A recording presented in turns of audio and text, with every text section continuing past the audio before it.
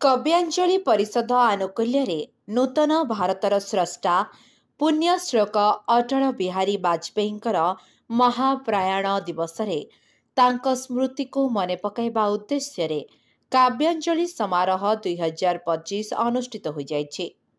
आरई ग्राम बाबा वरुणेश्वर कल्याण मंडप अनुष्ठित होइतिबा एही समारोह रे समाजसेवी पद्मश्री डॉक्टर तुलसी मुंडा, विशिष्ट साहित्यिक श्रीजुक्त भुवनानंद त्रिपाठी, प्राध्यापक श्री सुधीर कुमार जेना, पाटणा विधायक श्रीजुक्त अखिल चंद्र नायक, श्रीजुक्त निहार कांत स्वाई, डॉक्टर चिन्मय दास आदि अतिथि माने जोग देइथिले।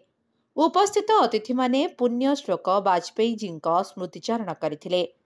ए अंचलरू निमंत्रित अनेक क्षेत्र में पारदर्शिता प्रदर्शन करिथिबा व्यक्तिविशेषों को सम्मानित मध्य करा जायथिला। कवि और कवयित्री माने कविता आवृत्ति मध्य करिथिले। एभली कार्यक्रम आयोजन को उपस्थित श्रोता, वक्ता और अतिथि माने भूयसी प्रशंसा मध्य करिथिले। आज अरई भलिया जगार जाजपुर जिलार गोटे ग्रामांचल ए प्रकार वाजपेयी को मन पकेवा पुण्यतिथि पालन करवा पुणी 2 दिन धरिक 16 तारिख और 17 तारिख ये गोटे नुआ परंपरा आरंभ हो जना पड़ी। यही अंचल लोक मैंने जो उद्योक्ता मुख्यतः से वाजपेयी प्रति जो दर्शन थिला राष्ट्रभक्ति से बड़ अतुट श्रद्धा अच्छे।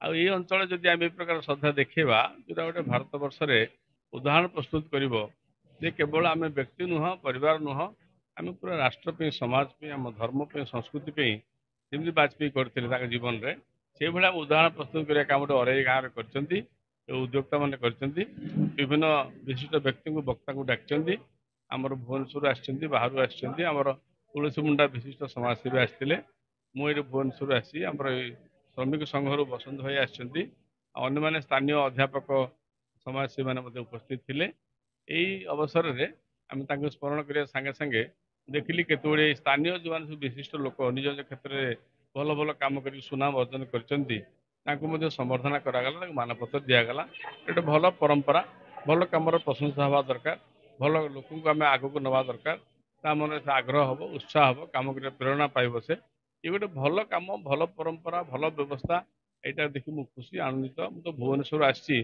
सब लाइन रे किसी ना कि कम करूँ वाजपेयी विषय आम सब अध्ययन करूँ विषय किसी आम रचना रखीचु से विषय प्रचार प्रसार काम करुचु।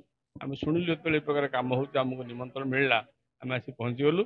ये कम आर वर्ष आसन वर्ष हम साधारण लोक बुझे अंतर हृदयंगम करेंगे जीवन में पालन करेंगे यह आशा करी मुझे उद्योक्ता मान मो तरफ मोर धन्यवाद दूसरी कृतज्ञता जनाऊँगी और सब कम साधुवाद जनाऊँ। मिंजारपुर संध्या मिश्र रिपोर्ट, लिव लाइफ ओडिया।